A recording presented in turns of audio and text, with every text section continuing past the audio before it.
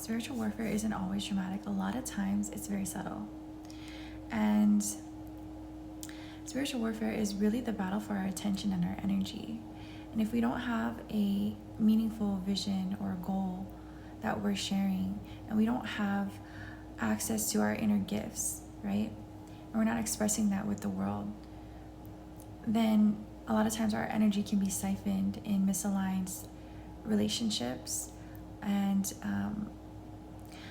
there's two ways that spiritual warfare really go on. It's the first is the inner battle. It's the battlefield of the mind.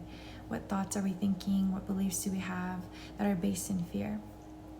And when you start to tend to your inner garden, you start to prune the garden of your mind, a lot of times spiritual warfare can come in the form of misaligned relationships, whether that's friendships, maybe that's, family, or maybe that's through romantic relationships.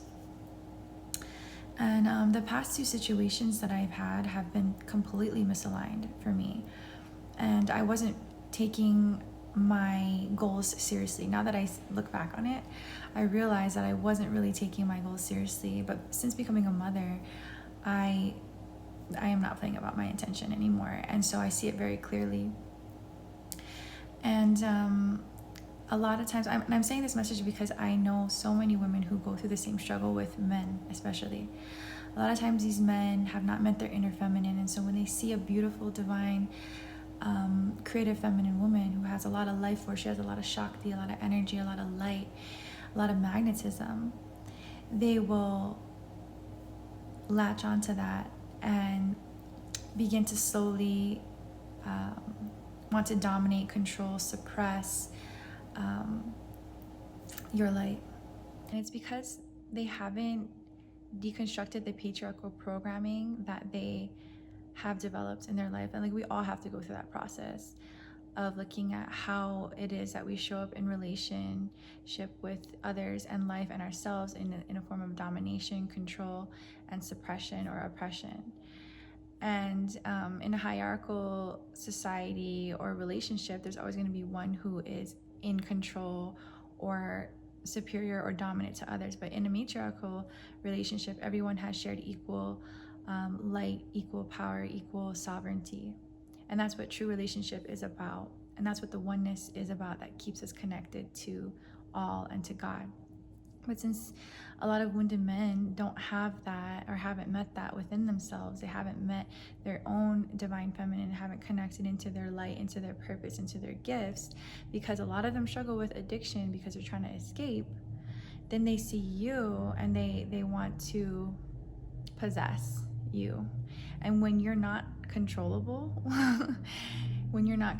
because you are directly working with the divine, with God, and you're following that path rather than listening to someone or trying to be controlled by someone who doesn't even have control over himself, then they get upset about that and they want to kill, steal, and destroy.